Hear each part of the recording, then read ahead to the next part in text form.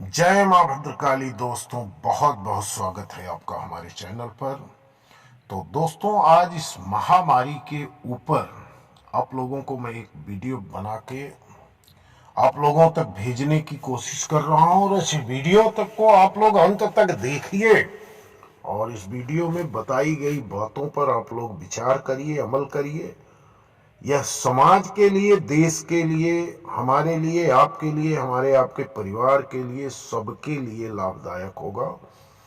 तो हम जब तक पीछे नहीं मुड़ रहे हैं, हमारी प्राचीन सभ्यता संस्कृति की तरफ जब तक हम पीछे नहीं मुड़ेंगे, जो हमारा आधुनिक जीवन शैली है उसमें हम परिवर्तन नहीं करेंगे, तब तक इस महामारी से हमारा कोई बचाव नहीं हो सकता।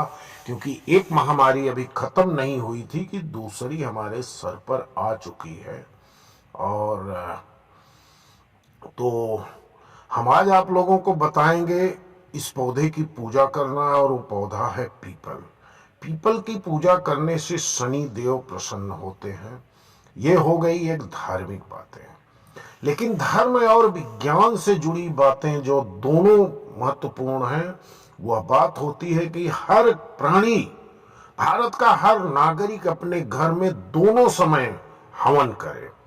आप चाहे जिस मंत्र का उच्चारण करिए, गायत्री मंत्र का उच्चारण करिए, महामृत्युंजय मंत्र का उच्चारण करिए, या ओम नमः शिवाय का उच्चारण करिए, काली का उच्चारण करिए, या मत करिए, कुछ मत करिए।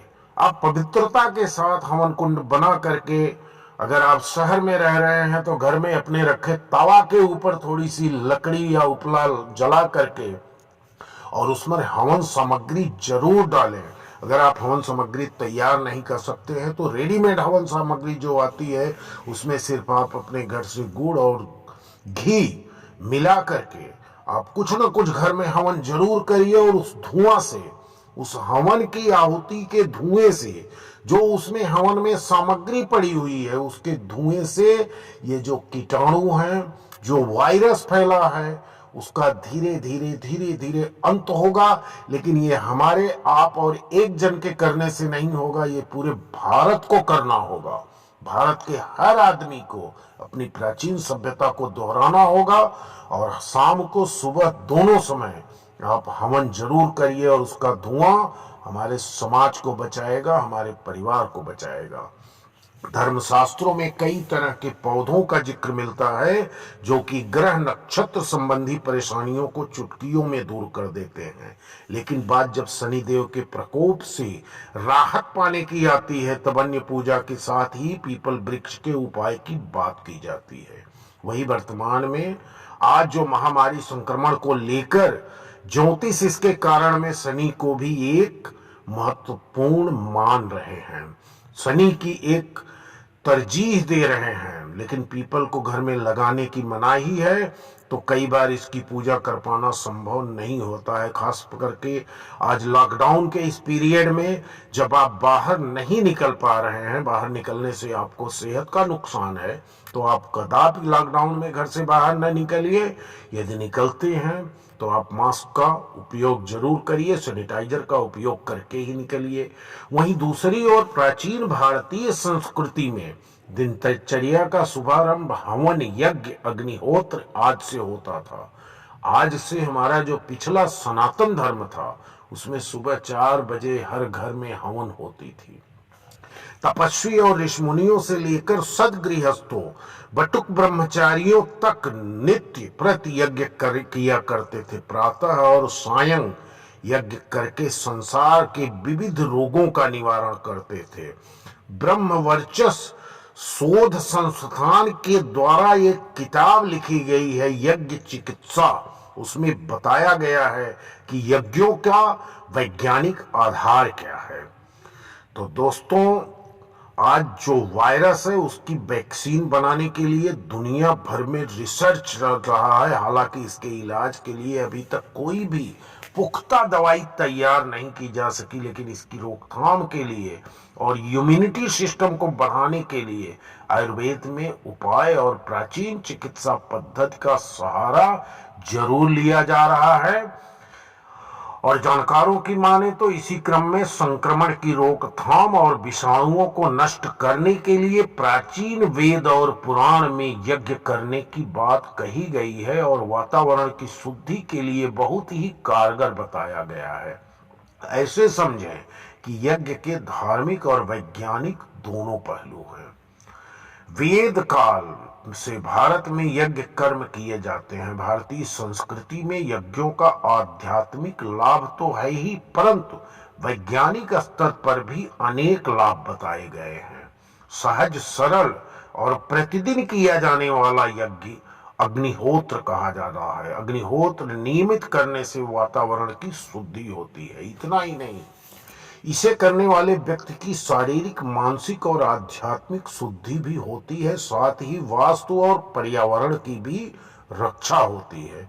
अग्निहोत्र प्राचीन वेद पुराण में वर्णित एक साधारण धार्मिक संस्कार है जो प्रदूषण को अल्प करने तथा वायुमंडल को आध्यात्मिक रूप से शुद्ध करने के लिए किया जाता है। यज्ञ का जो धुआं निकलता है वो विषाणुओं को नष्ट कर देता है।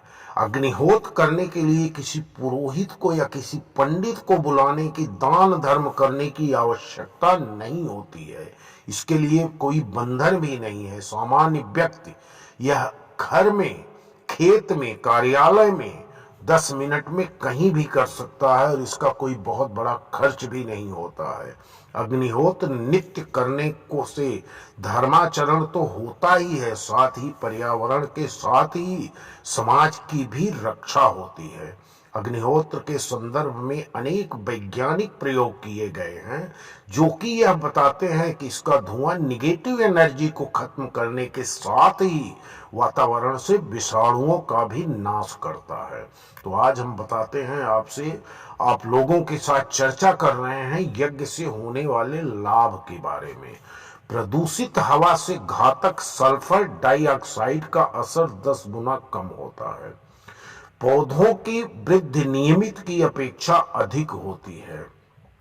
अग्निहोत्र की विभूति कीटनाशक होने से घाव, त्वचा रोग इत्यादि के लिए भी अत्यंत उपयुक्त है। पानी के कीटाणु और क्षारीयता भी कम होती है। वहीं यह भी माना जाता है यज्ञोपैथी का स्वास्थ्य पर बड़ा ही अनुकूल प्रभाव होता है।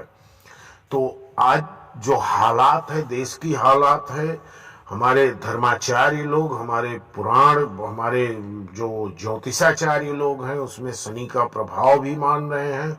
तो चलो हम उस पर भी चर्चा कर लेंगे, क्योंकि इस समय संक्रमण और महामारी इतनी बढ़ चुकी है तो शनि को भी एक कारण लोग बता रहे हैं। ऐसे में ज्योतिष शास्त्र में शनि को प्रिय एक पौधे का चक्र मिलता है। इसे आप अपने घर में लगाकर यदि नियमित रूप से पूजा अर्चना करें तो शनि के प्रकोप से राहत मिलती है। और यदि किसी जातक की राशि में शनि का दोष है तो इसे शांत करने के लिए ज्योतिष शास्त्र में शमी पौधे का जिक्र मिलता है। मान्यता है कि इस पौधे में स्वयं शनि देव का वास होता है, इसलिए शनिवार के दिन इस पौधे को रोपना अत्यंत शुभ होता है। लेकिन ध्यान रखें कि यह पौधा घर के मुख्य द्वार के बाईं ओर गमले में या फिर जमीन में रोपें। इसे भी घर के अंदर नहीं लगाया जाता है। बता दें कि शनि देव के वास के चलते ही शमी का पौधा किसी भी मौसम में जीवित रह सकता है। वैसे तो शमी की पूजा नियमित रूप से करनी चाहिए, लेकिन अगर किसी कारणवश आप पूजा नहीं कर पाते हैं तो शनिवार के दिन शमी के नीचे दीपक जरूर जलाएं। ज्योतिष शास्त्र के मुताबिक सरसों के तेल का दीपक जलाएं तो अत्यंत शुभ होता है। इससे शनि की 7.5 और ढैया दोनों में राहत मिलती है। इसके अलावा सुबह सवेरे शमी को जल चढ़ाना भी लाभदायक होता है। इससे शमी की पत्तियां हरी बनती रहती हैं और जानकारों का मानना है कि इस पौधे की पत्तियां जितनी हरी होती हैं जीवन में सुख समृद्धि भी उतनी ही बढ़ती है।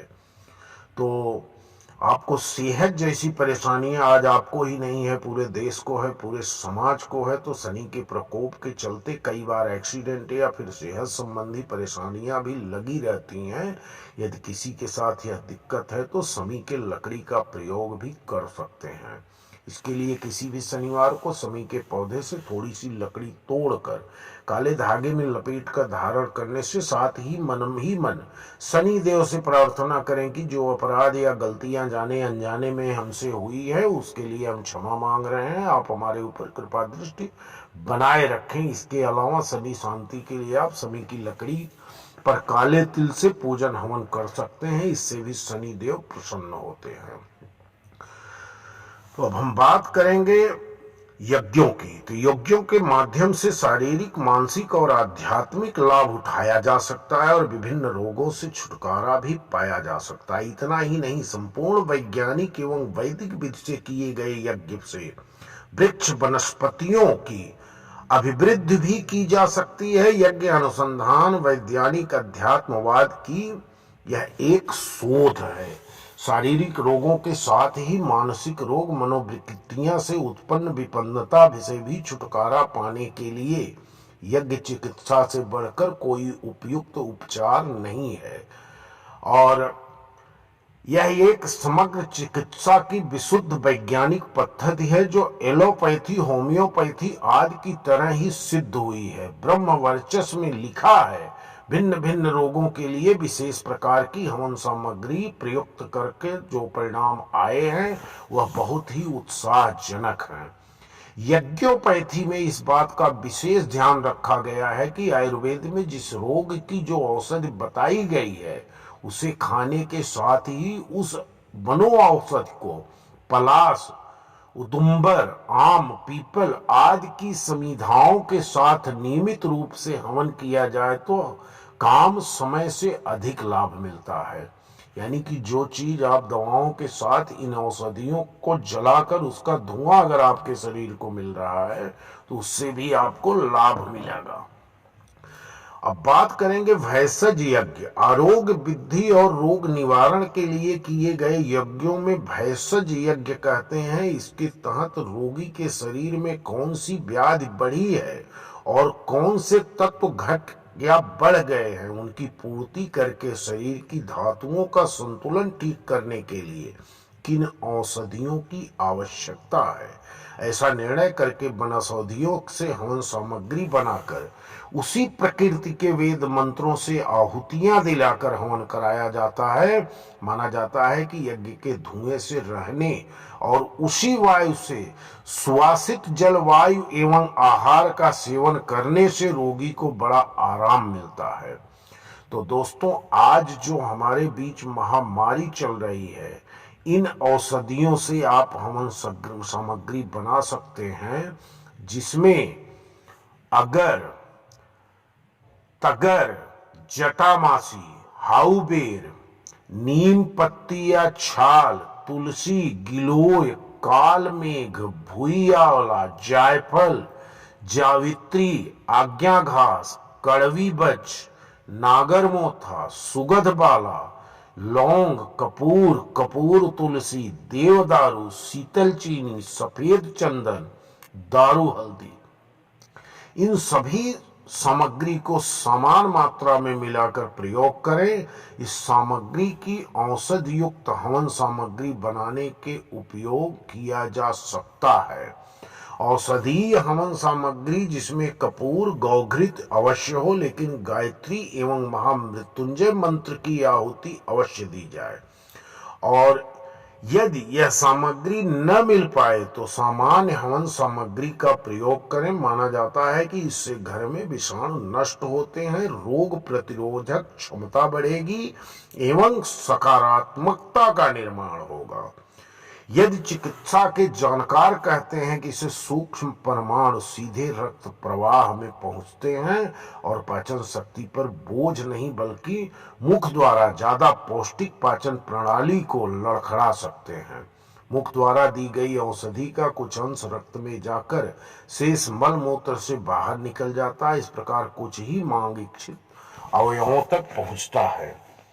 इंजेक्शन के द्वारा दी गई औषधि ज्यादा असर करती है, लेकिन इसकी भी सीमाएं हैं। कई दवाएं इनहेलेशन थेरेपी से दी जाती हैं, ये जल्दी असर करती हैं। इसी तरह यज्ञोपैथी में प्यूमिगेशन द्वारा धुएं में मौजूद दवाइयां श्वास मार्ग से एवं रोमकूप से यानी कि आपके शरीर में जितने रोम हैं उसके कूप से सीधे शरीर में प्रविष्ट कराती हैं। रोगों के आधार पर वनौषधियां, जड़ियों, समधि सामग्री एवं हवन कुंड के आकार आदि का निर्माण लिया जाता है। तो दोस्तों, आज से हर व्यक्ति अपने घर में हवन करेगा और उस हवन के धुएं से पूरे घर को, पूरे वायुमंडल को फैलाने की कोशिश करेगा। आपके घर से बचा हुआ धुआं अगर आपकी सोसाइटी में, आपकी कॉलोनी में, आपके गांव में, आपके खेत में फैलता है तो उसका भी लाभ आपको ही मिलेगा, उसका पुण्य आपको मिलेगा। तो दोस्तों, इसी के साथ वीडियो समाप्त कर रहा हूं। एक लाइक, एक कमेंट जरूर करना। वीडियो पसंद आए तो यदि आप चैनल पर पहली बार आए हैं तो चैनल को सब्सक्राइब भी कर लेना, ताकि हमारा सभी वीडियो आपको प्राप्त हो, आप लाभ ले सकें। धन्यवाद। जय मां भद्रकाली।